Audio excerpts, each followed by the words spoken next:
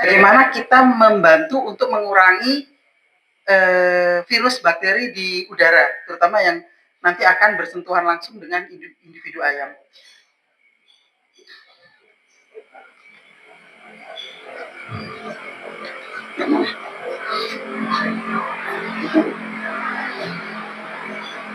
Nah, kalau kita bicara biosecurity, sebenarnya ini adalah standar yang berbeda-beda antar kandang satu dengan kandang lain. Contoh misalnya di Pak Haji Usman ya, standar operasionalnya itu sebenarnya seperti apa. Bisa jadi SOP di kandang Pak Haji dengan kandang yang lain tentunya bisa jadi berbeda. Nah, yang penting adalah pada saat peraturan atau standar operasional itu sudah dibuat, ini diharapkan baik itu karyawan maupun tamu mengikuti aturan yang sudah dibuat. Kenapa? Karena tujuannya adalah sederhana. Kalau tadi kita bicara vaksinasi, vaksinasi ini sebenarnya tujuannya meningkatkan kekebalan supaya pada saat ada penyakit, agen penyakit masuk, tubuh memberikan respon perlawanan. Tetapi kita tidak bisa menghindari bahwa jumlah virus, bakteri, agen penyakit di lapangan itu tetap ada. Artinya secara pelaksanaan di lapangan tetap kita harus mengendalikan dengan cara melakukan tindakan biosecurity. Tindakannya apa saja? Sebenarnya ini tindakannya nanti macam-macam apa yang saja yang dilakukan terhadap manusia maupun peralatan. Mas. Nah, pertama adalah karena kita tahu rute perpindahan. Jadi perpindahan penyakit ini sebenarnya berlaku untuk semua, baik itu manusia maupun hewan. Itu butuh perantara ya. Itu sebabnya pada saat kita mendapat kondisi ayam sakit, kita tidak bisa mengingkari bahwa mungkin ada beberapa perlakuan atau aktivitas biosecurity yang tidak secara rutin atau tertib kita lakukan. Contoh, kita bicara tentang transmisi. Transmisi ini macam-macam. Pertama, kalau kita bicara di dalam kandang ya, internal ini di dalam kandang. Transmisi penyakit itu bisa masuk melalui air. Jadi sumber air ini macam-macam. Air sumur, terutama kalau kita bicara air sumur. Tadi ada dari teman-teman Pak Haji Usman sampaikan kualitas air ya. Kualitas air yang mengandung logam berat atau yang mungkin pH-nya saya cenderung mengatakan pH-nya basah. Jadi tingkat logam berat itu biasanya akan menyebabkan keasaman itu meningkat di atas 7. Nah, ada mungkin bisa juga nanti ada kandungan koli. Nah, bakteri koli ini sebenarnya menjadi sebuah perhatian buat kita, apakah kita perlu melakukan treatment harian setiap hari atau kita hanya perlu melakukan treatment pada ayam. Karena begitu kita tidak melakukan treatment pada air, konsekuensinya adalah penyakit itu bisa sewaktu-waktu akan muncul. Jadi kalau kita bicara terhadap air, tentunya mau tidak mau Pak Haji, kita harus melakukan pengendalian treatment di airnya.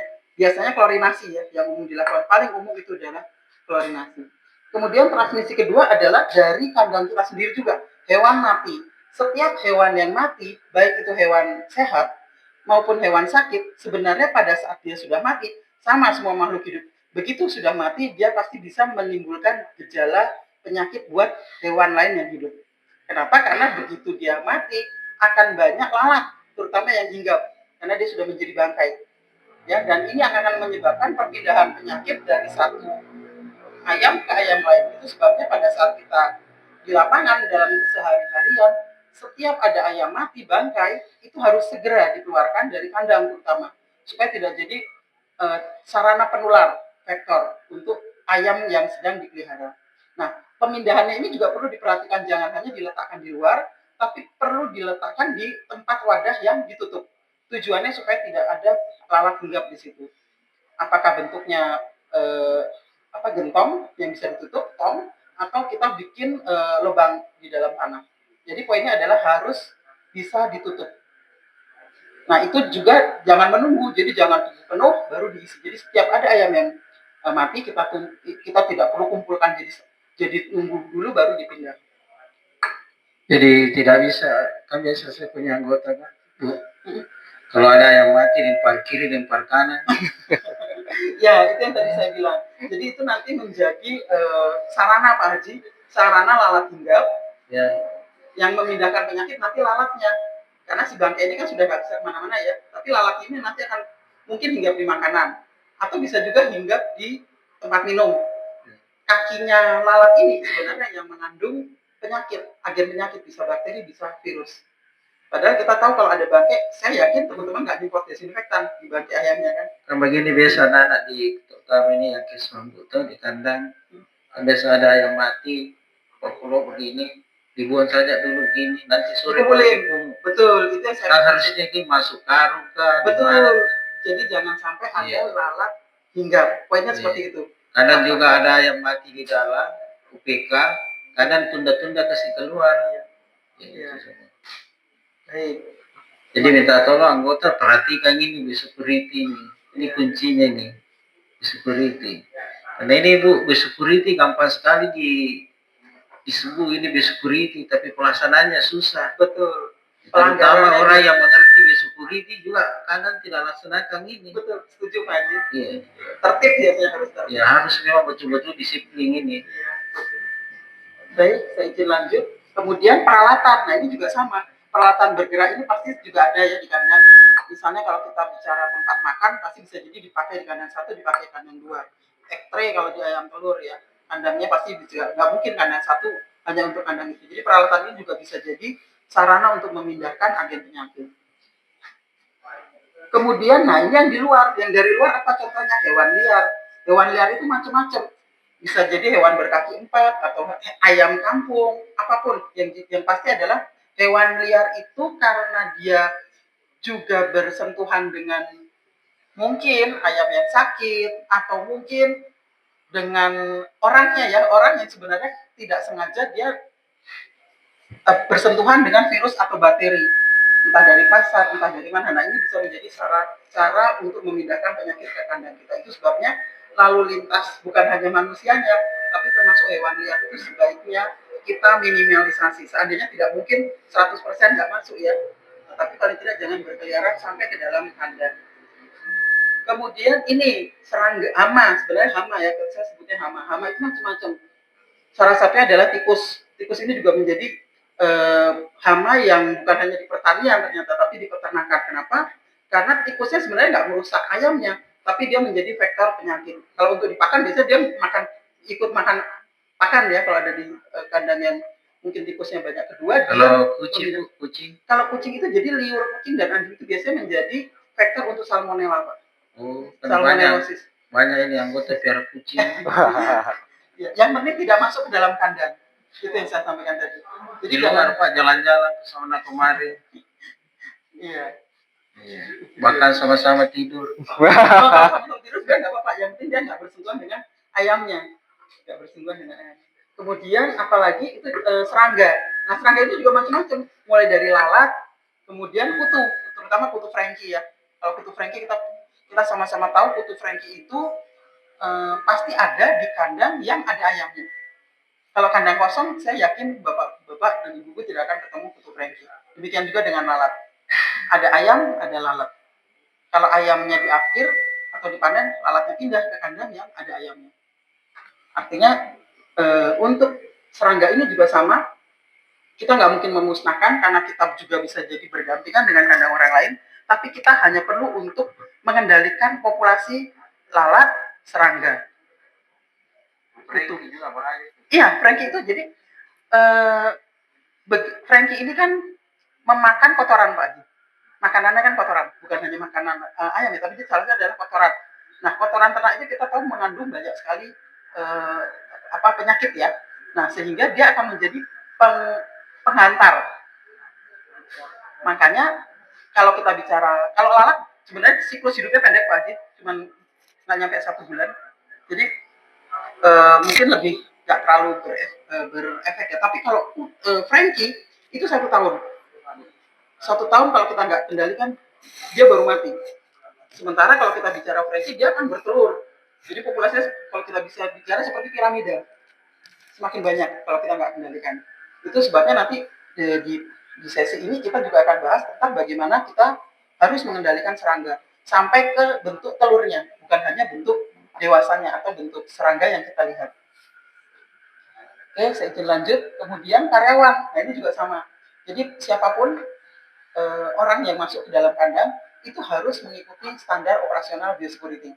Apakah dia harus mengganti alas kaki ya terutama. Jadi misalnya masuk ganti sendal, misalnya dari luar pakai sendal dari rumah, kemudian sampai situ ya kita harus pakai sendal dari kandang. Atau kalau misalnya tidak tersedia sendal ya kita harus melakukan desinfeksi alas kaki kita. Terutama adalah selain menyelupkan ke desinfektan atau larutan yang diberi desinfektan, kita harus jangan lupa menyikat atau paling nggak keset. Kenapa? Karena biasanya di sol sendal atau sepatu itu pasti ada rongga-rongga yang memungkinkan tanah atau sekam pasti tetap nempel. Jadi pada saat kita celup, ya mungkin basah aja, tapi sekam atau tanahnya itu nggak lepas. Itu sebabnya kalau bisa ada kesetannya atau sikatnya untuk nyikat alas kakinya. Jadi menghilangkan material organiknya. Kemudian kendaraan ini juga sama, karena kendaraan itu pasti ada bannya, jadi bannya ini juga sama, ada gigi-gigi jadi juga sama. Cuman bedanya kalau ban ini kan susah disikat, jadi paling tidak kita bikin semprot atau cebokan ya untuk menyelupkan kendaraan itu selama beberapa menit. Nah, yang terakhir adalah biasanya individu baru, baik itu DOC maupun kalau kita beli kulit Pak. Nah itu juga biasanya kita juga mengantisipasi seandainya ayam itu ternyata membawa bibit penyakit dari kandang sebelumnya. Contoh tadi kalau kita bicara mikoplasma ya, mikoplasma itu bisa jadi diturunkan dari induknya, transmisi dari induk ke anaknya. Oke, kemudian yang terakhir ini yang akan sangat sulit untuk kendalikan itu adalah transmisi melalui angin, melalui udara. Karena kita tidak mungkin mendesinfeksi di udara, seperti contoh seperti ini ya. Kita nggak bisa mengendalikan transmisi udara. Baik, kemudian, nah saya perlu mengenalkan. Sebenarnya kalau kita bicara proses biosecurity, kita mengenal ada dua proses. Pertama adalah biosecurity yang kita sebut terminal. Kalau kita bilang terminal itu pasti ujung ya. Terminal itu adalah titik akhir. Jadi kandang itu pasti sudah kosong. Jadi kalau kita ngomong naik bus itu sampai di terminal, semua penumpang turun kan, karena sudah selesai. Nah itu adalah kalau kita bicara terminal biosecurity adalah saat dimana kita harus melakukan proses cuci kandang. Proses cuci kandang itu dimulai dari pada saat ayam 100% keluar dari kandang. Apakah itu akhir ataukah itu panen. Nah, mulai dari mana? Tentunya mulai dari pembersihan semua kotoran dan sekam yang ada di kandang. Itu sebabnya disarankan Pak Haji pada saat panen kita kerahkan karyawan semaksimal mungkin supaya pengerukan kotoran itu bisa selesai dalam 1 hari. Tujuannya sama adalah supaya jangan banyak lalat yang hinggap di situ. Jadi sebaiknya mungkin ada tenaga tambahan untuk membersihkan material organik, mengarungi dan kemudian yang pasti saya sampaikan tadi harus diikat dan harus dipindahkan keluar dari kandang. Mungkin kalau misalnya ada penampungan sementara itu jauh lebih baik. Kemudian dilanjutkan tentunya dengan penyemprotan air bersih ya, karena kita tahu bahwa sekalipun disapu pasti masih ada sisa-sisa kotoran yang melekat. Jadi sama dengan kalau kita sehari-hari nggak cuma disapu tapi harus dipel, benar kan? Kalau cuma disapu aja pasti kurang bersih. Jadi sama kandang pun prosesnya pembersihan sama. Kemudian, nah yang berikutnya adalah penggunaan deterjen. Sama, kalau kita ngepel nggak mungkin cuma pakai air bersih, pasti ditambahkan obatnya. Supaya apa? Paling tidak di lantai itu tidak berminyak. Kenapa? Karena semua material organik itu sebenarnya ada kadar minyaknya.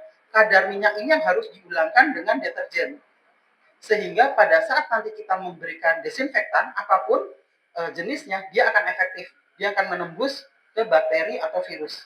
Karena kalau tidak selimut lemaknya ini tidak dilepas oleh deterjen, dia akan tertutup oleh selimut lemak. Itu sebabnya akan mengurangi efektivitas penggunaan desinfektan. Kemudian setelah cuci deterjen tentunya dengan dibilas lagi dengan air bersih, baru periode berikutnya stepnya adalah menyemprotkan desinfektan. Desinfektan apa yang digunakan? Saran saya Pak Haji, gunakan desinfektan yang punya kemampuan membunuh paling tinggi. Kenapa? Karena kita memutus mata rantai untuk siklus berikutnya. Jadi harus yang contoh di sini kalau saya bisa sebut yang kandungannya amonium quaterner. Jadi ada golongan yang amonium quaterner atau formalin. Tapi sekarang jarang kan formalin, jadi mungkin paling tidak yang tersedia di terregistrasi itu amonium quaterner. Kemudian kalau di kita ini saya kasih gambar, ini namanya Proset atau Forsyth. Kemudian nah ini yang tidak kalah pentingnya, penggunaan insektisida. Kenapa? Karena bakteri, virus bisa dibunuh oleh desinfektan, tetapi telur termasuk serangganya tidak bisa dimatikan oleh desinfektan, sehingga kita harus menggunakan molekul kimia yang berbeda. Itu biasanya digunakan sipermetrin biasanya. Jadi itu adalah kelompok yang bisa mematikan serangganya. Ya. Nah, kemudian fase kedua adalah fumigasi. Fumigasi itu apa bedanya dengan semprot desinfektan? Secara prinsip sebenarnya sama, menghilangkan atau mendesinfeksi ruangan.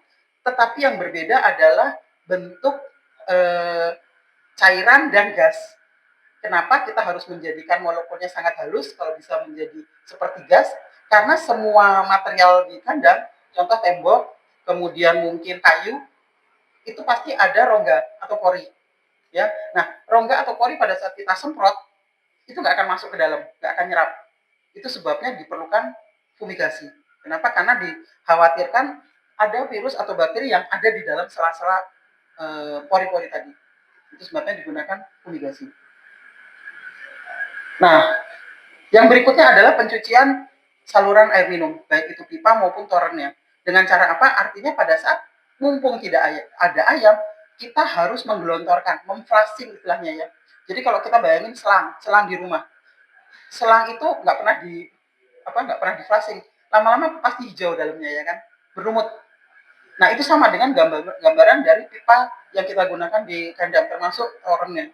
Itu sebabnya setiap paling tidak mungkin 2 sampai 3 periode dalam 1 tahun, atau mungkin 1 tahun itu jadi 2 kali dilakukan flushing, pembersihan, mengeluarkan semua lumut.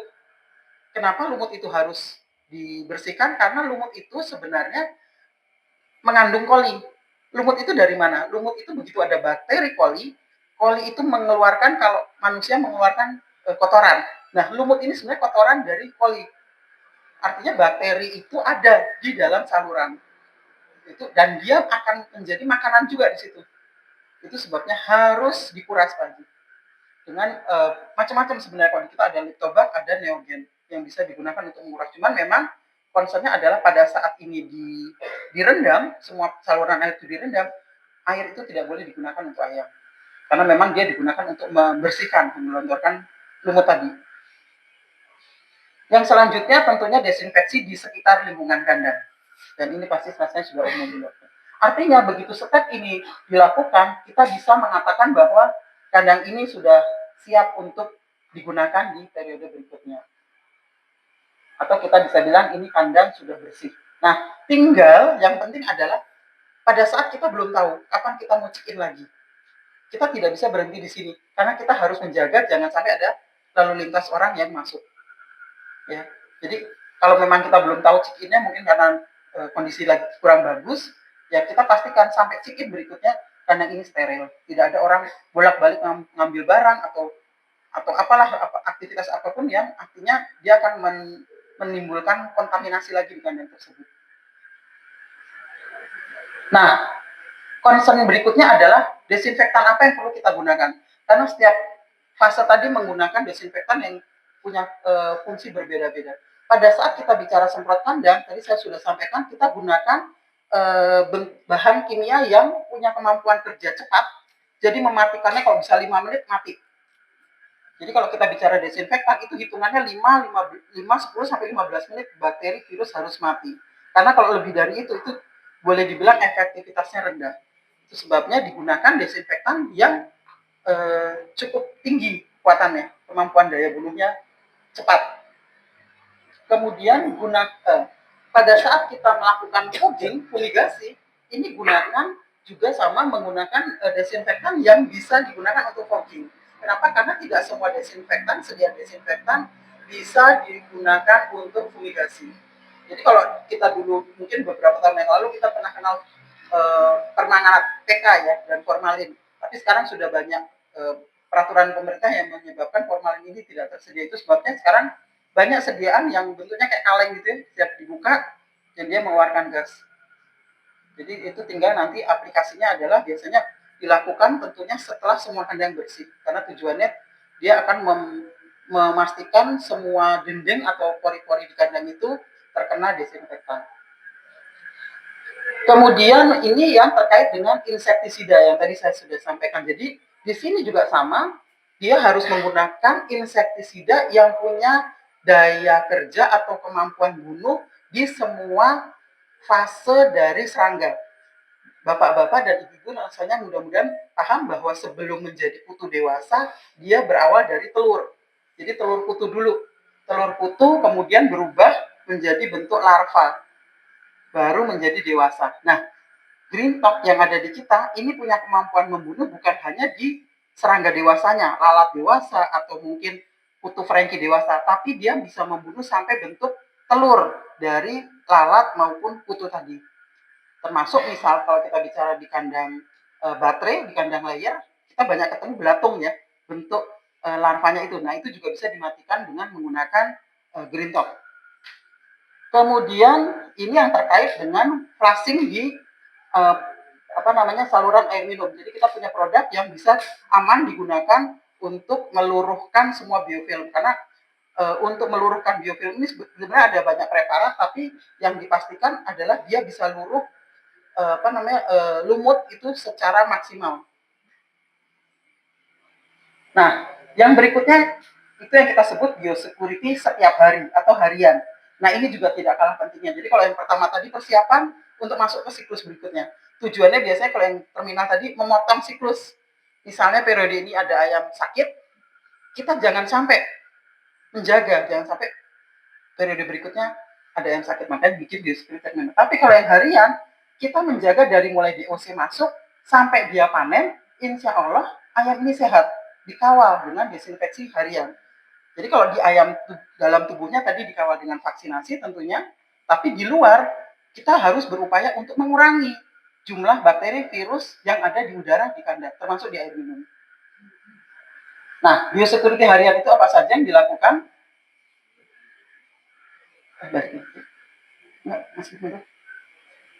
Nah, biasanya apa saja semprot harian? Saya sarankan ada wabah atau tidak ada wabah, sebaiknya tim Pak Haji melakukan semprot desinfeksi di harian.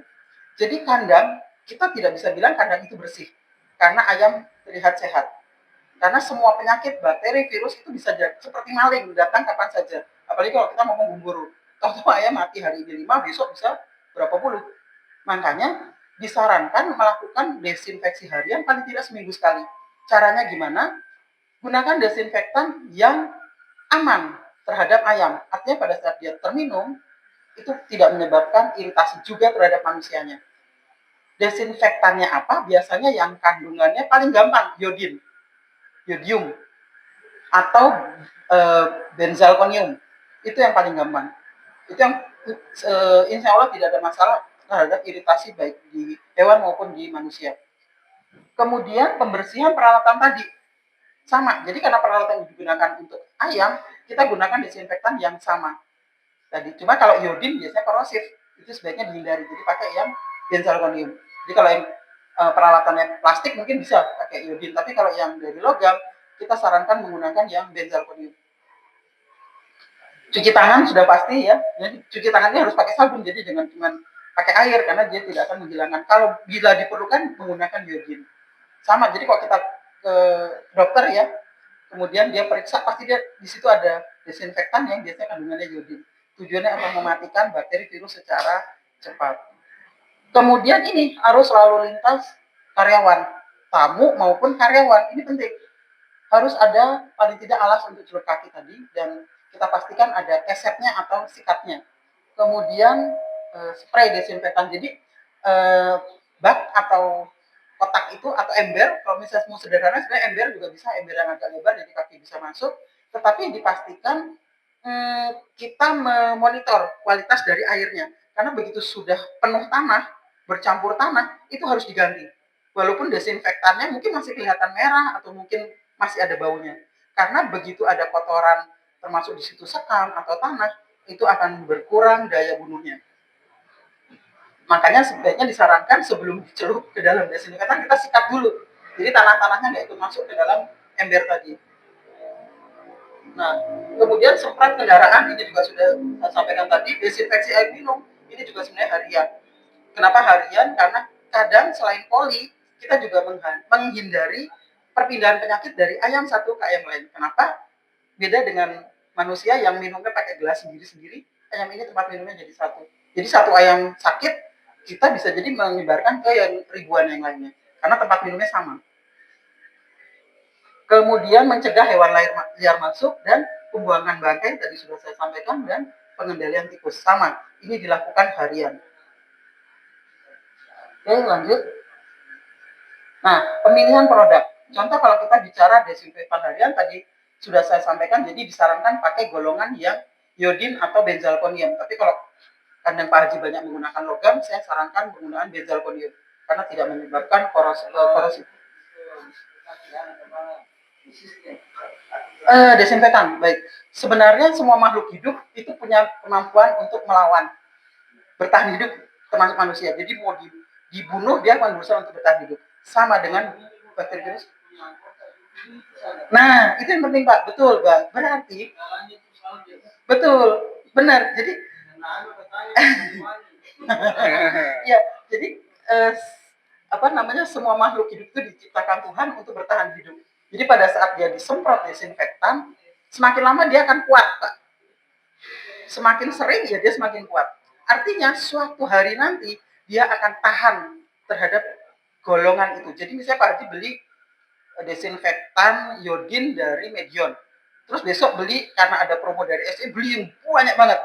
Yuk, ya kita kan pakai iodin terus kan. Nah, itu kami sarankan dilakukan rotasi supaya virus bakteri di situ tidak menjadi resisten gitu. Tujuannya sebenarnya itu Pak. Makanya kenapa hampir rata-rata distributor itu punya pilihan banyak. Kemudian kaitannya dengan yang kedua tadi ya, jadi untuk manusia, nah ini yang penting. Kalau manusia pasti jangan sampai iritasi terhadap orang, karena sensitivitas manusia beda dengan ayam. Bisa jadi begitu kena desinfektan dia gatal-gatal, ini paling mudah nih. Dan nah ini juga biasanya menjadi alasan kenapa orang di kandang nggak mau disemprot, karena alasannya nanti gatal-gatal. Kemudian ini untuk kendaraan, yang penting adalah tidak korosif terhadap kendaraan. Kalau di kita ada neogen. Selanjutnya untuk insektisida kita ada Green Top. Baik. Ini untuk untuk memilih desinfektan dan insektisida. Sebenarnya ini ada beberapa kriteria yang perlu menjadi perhatian Pak Haji. Pertama adalah kecepatan kerja. Jadi mana yang lebih baik dipilih? Yang bisa bekerja 30 menit atau 5 menit? Tentunya pilih yang 5 menit kan? Betul. Jadi cara yang Pak mudah adalah biasanya kalau di kami ada lab Pak. SI menggunakan ada lab yang bisa membantu untuk melihat, memonitor apakah desinfektan itu efektif atau tidak. Dengan cara apa? Biasanya kita akan melakukan ulas. Jadi diulas untuk area yang akan kita desinfeksi. Contoh misalnya ini tembok ya, dinding, kita ulas sebelum disemprot desinfektan. Kemudian kita semprot, 5 menit kita ulas, 10 menit kita ulas, 15 menit kita ulas, semua ulasan itu dikirim ke lab. Dan dia akan melihat koloni bakterinya akan turun berapa dalam 5 menit, 10 menit, dan 15 menit. Itu akan menilai efektivitas setiap desinfektan. Kemudian residu. Residu. Nah ini sebenarnya residu itu apa? Daya kerja pada saat kita semprot, apakah masih 4 hari efektif, atau jangan-jangan baru sejam udah hilang. Nah ini penting. Jadi kalau yang kita bicara tadi kandang kosong, kita harus menggunakan yang daya tahannya lama. Karena kita bisa jadi ngisi 1 hari, tapi nggak menutup kemungkinan diusir baru masuk 2 minggu lagi. Gitu ya. Jadi gunakan yang tahan lama nih, bertahan, residunya panjang. Itu kalau kandang kosong. Nah, kemudian untuk pintu masuk ya, ini kaitannya dengan iritasi, baik itu kendaraan maupun manusia. Digunakan desinfektan yang aman, baik terhadap manusia, hewan maupun terhadap kendaraan kita. Lalu kalau ini terkait dengan spektrum itu, dia bisa membunuh semua fase. Jadi contoh tadi kalau saya bicara Green Top, dia bisa mematikan dari bentuk telur, larva, sampai bentuk dewasanya. Saya lanjut.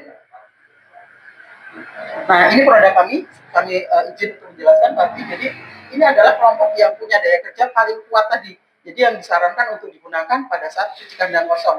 Ada 2, Prosite dan Foresight. Dan ini tidak disarankan untuk digunakan harian. Kenapa? Karena ini iritasi terhadap hewan dan manusia, tapi daya kerjanya sangat bagus. Lanjut, ini yang disarankan digunakan harian karena tidak menyebabkan iritasi pada hewan dan manusia. Jadi ini bisa digunakan di peralatan maupun dicampur dengan air minum. Lanjut, nah untuk yang Neogen ini punya kelebihan, dia bisa digunakan untuk flashing biofilm tadi. Jadi saya cerita, jadi kalau misalnya kita mau memastikan lumut-lumut baik dari toren sampai ke ujung nipple itu bersih, kita sarankan menggunakan Neogen. Bentuknya tepung, Pak. Powder. Ya. Salah satu temannya itu Vircon. Betul. Iya. Jadi kalau memang mungkin mirip ya. Mirip, betul. Bedanya adalah komposisinya. Konsentrasi dia lebih tinggi. Dia 50%, kalau Vircon tuh nggak nyampe 50. Temennya banyak sebenarnya. Di Calbee juga ada UVX nggak salah namanya.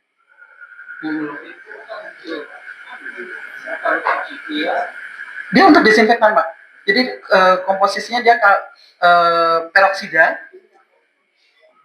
tapi bedanya dia ramah lingkungan dan dia baunya apel. Jadi kalau kita ke SOS lantai itu ya wangi. Makanya kalau orang spray di kandang seneng karena nggak bau desinfektan yang keras ya. Jadi wangi ini memang. Ini apel. Iya. Baik, nah ini yang berikutnya, ini insektisida. Ini yang terbaru, produk kita yang terbaru yang tadi saya kenalkan ke Pak Haji. Jadi Green Talk ini sebenarnya kandungannya sama dengan, kalau bapak-bapak mungkin pernah dengar dari kompetitor ada Solvat, ya, sipermetrin isinya sama. Yang membedakan apa? Ini lufenuron. Lufenuron ini tadi saya sampaikan bisa menyebabkan mematikan dari mulai telur sampai dewasa. Kenapa? Karena si zat lufenuronnya tadi mencegah pembentukan cangkang. Jadi kalau fase itu kan dia butuh ada cangkangnya ya.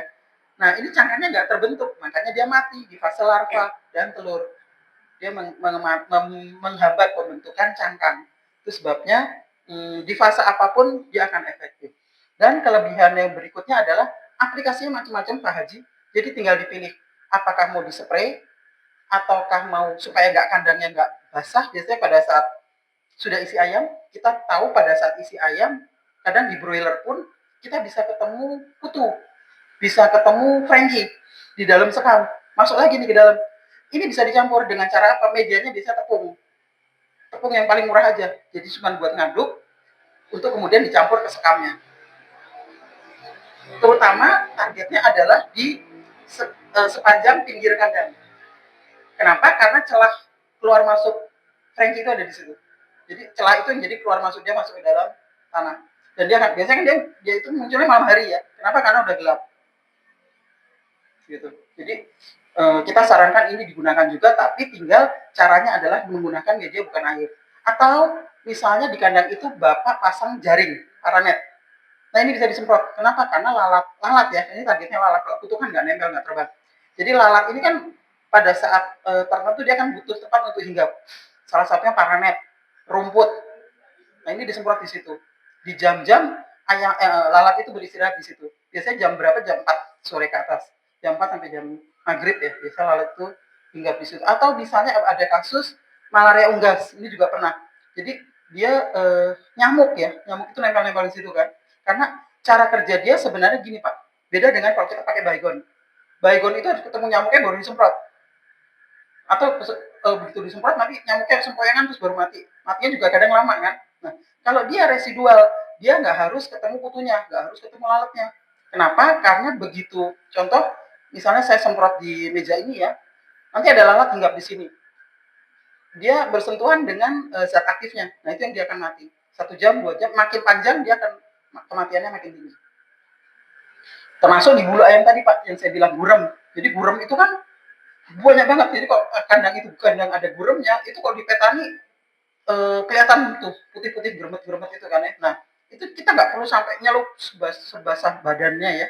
Tapi kita hanya perlu menyemprotkan di permukaan bulu. Dan kita tahu namanya bulu ayam itu kan berminyak ya. Jadi cuma nempel-nempel gitu ya. Nah, begitu nanti dia keluar, Bulu ini kan masih ada residunya, karena dia beresidu panjang dan dia akan melekat di badan dan itu akan mati. Oke, lanjut. Nah, ini siklus hidup yang saya bilang tadi, kalau siklus hidup lalat itu 25 hari maksimal.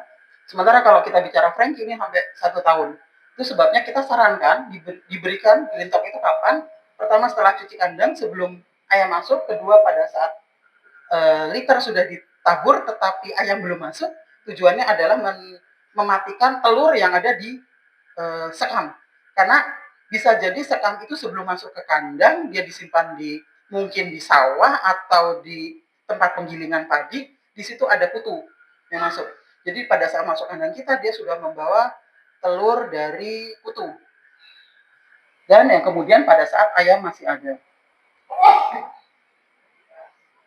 Oke, berikutnya. Videonya mana? Videonya. Ada kutu, Pak.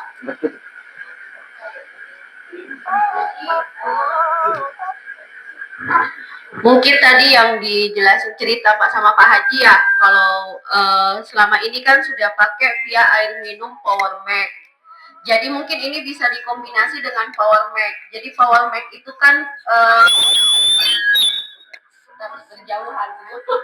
Kalau Power Mac itu kan dia bekerja dari dalam tubuh ayam karena dia lewat air minum kan. Nah, nanti ketika ayam minum Power Mac, biasanya kan kutu itu dia sembunyi di permukaan tubuh ayam. Jadi dia tidak di bulu. Nanti kalau dia udah minum Power Mac, nanti dia mulai tuh keluar ke permukaan bulu. Ketika dia sudah keluar, nah baru kita spray pakai tadi green top. Gitu. Jadi memang dia perlu kalau untuk mengatasi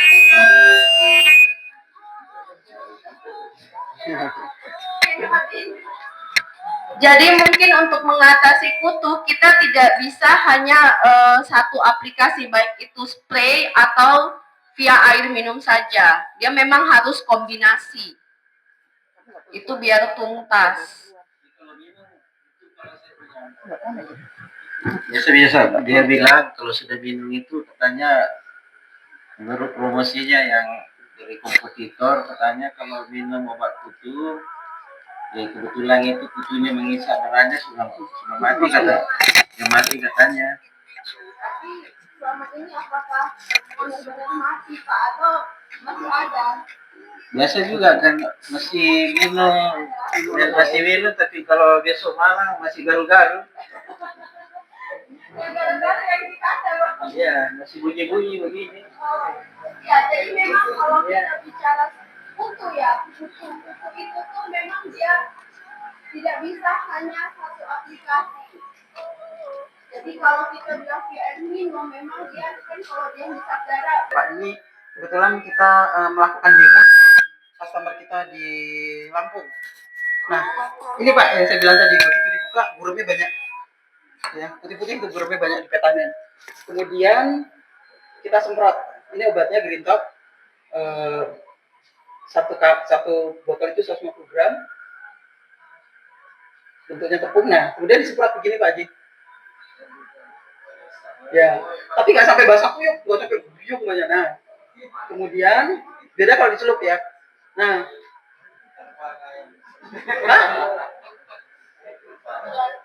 terlalu kencang.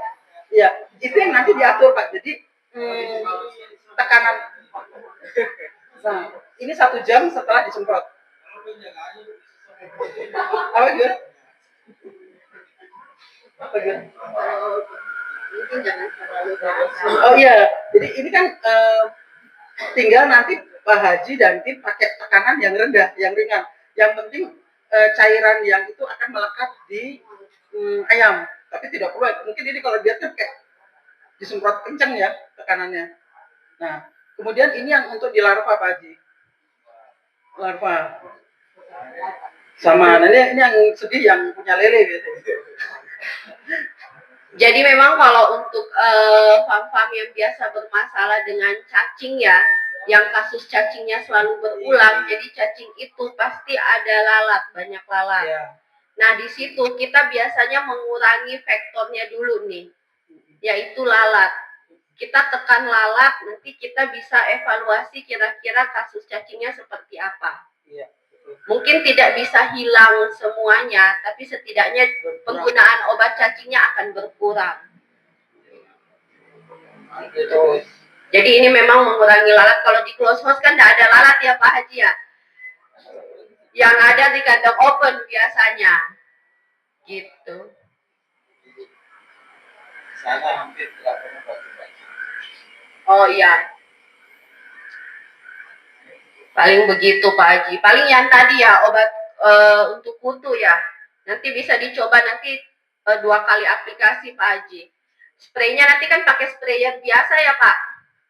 Yang penting pada prinsipnya seluruh permukaan tubuh ayam itu kena kontak gitu.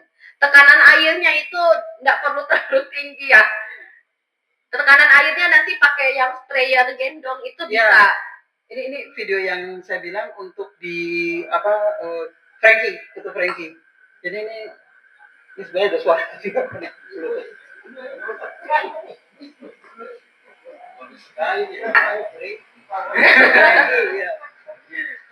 Autobius sama artinya kan autobius. Nah ini nanti kita lihat, ini kan udah bersih, tapi Frankie-nya banyak banget. Nah itu ya. Frankie itu ini vektornya Gumboro Pak. Ya. Nah, ini banyak kali, ini pada udah kan Kembang hitam, bersih. kembang hitam. Kemudian jadi untuk kandang-kandang DOC biasanya postal ya di sini ya Pak ya. Nah biasanya itu di pinggir-pinggir kandang atau biasa di bawa tempat feeder tempat pakan. Ya obat green top. Kenapa dibilang green top? Karena tingkat toksiknya rendah, maka disebut green. Jadi kalau jadi kan sebenarnya kelompok pestisida itu beracun kan Pak. Jadi ada pestisida yang kelompoknya merah, kuning, dan hijau. Ini termasuk yang kelompok hijau, artinya tidak berbahaya. Makanya pada saat nanti, misalnya Pak bilang, boleh nggak nanti secara tidak sengaja minum air? Nah ini aman buat di ayam. Dan ini tidak ada baunya. Beda ada apa namanya insektisida yang bau ya. Jadi bau racunnya nggak enak gitu. Gitu. Nah, ini juga salah, semprotnya kenceng nih. Dia pakai sancir. Yang bagus adalah yang ya, tapi kalau untuk yang penggunaan ini, karena itu alatnya dia nggak ada Pak, yang manual. Nah ini dimonitor 1 jam itu dia sudah mati, tapi belum mati 100%. Dia akan mati 100% biasanya setelah 3 jam. Dan dia residunya panjang. Jadi misalnya hari pertama ini kutunya atau frekinya belum muncul. Dia muncul di hari kedua, hari ketiga, bahkan hari ketujuh pun dia masih bisa mematikan. Selama kandang itu bersih. Gitu. Berapa lama itu bisa di-cover itu? Apanya? Misalnya kalau sudah disemprot 1 kali. Dia klaim sampai 14 hari. Iya, maksimum 14 hari. Iya. Kalau anunya tadi yang samanya Fitcom. Oh, kalau Neogen ya. Kalau Neogen itu justru tidak ada residu Pak. Nah maksudnya kalau Fitcom samanya kita punya produk. Itu Neogen. Nah itu bedanya kalau yang Vircon, Neogen itu justru bukan residual, desinfektan non residual, tapi dia punya daya kerja cepat. Makanya dia aman digunakan karena non residual. Harganya bagaimana? Nanti harganya bisa dikoordinasikan dengan Mbak Dita. Kalau Vircom itu hampir 1,5 juta. 500.000 per pel ya Pak ya. Jadi kalau harga Pak, kami itu kemasannya 5 kilo. Kalau Vircon kan 10 kilo. Jadi kalau kami kan bisa per kandang gitu. Harganya kami sekitar 1,415 Pak. 1 pel, 1 ember. 5 kilo. Berarti 300-an. Kalau Vircon kan 1 pel 5 kilo. Jadi ya sekitar beda 600-700 ribu dengan Vircon.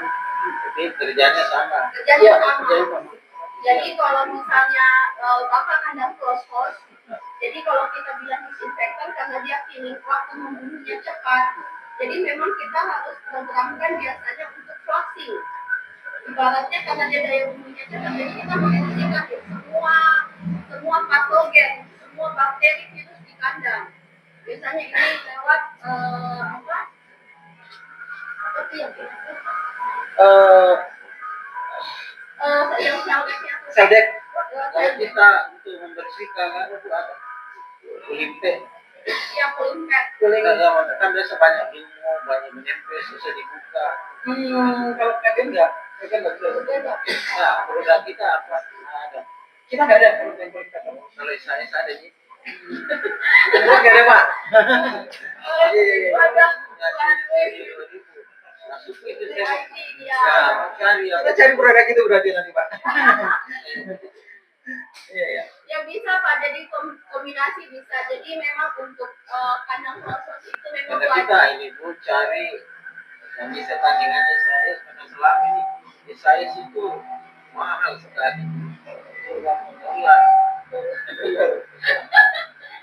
Ya mungkin bisa dipertimbangkan Pak untuk Neogen.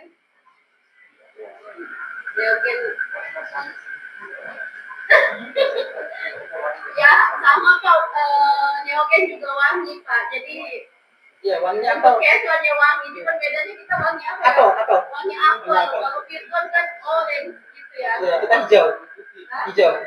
Hijau muda. Terus apel.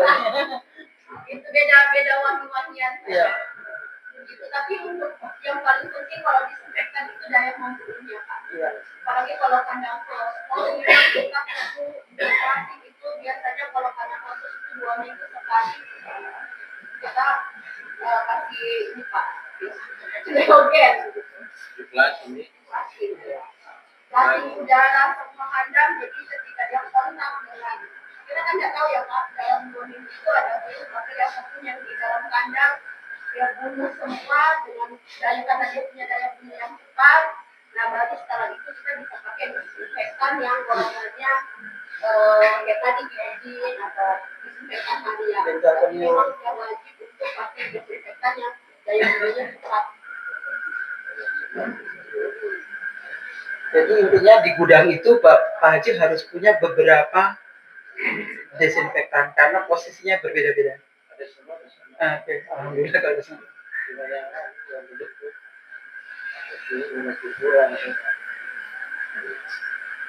Kekuatannya masih.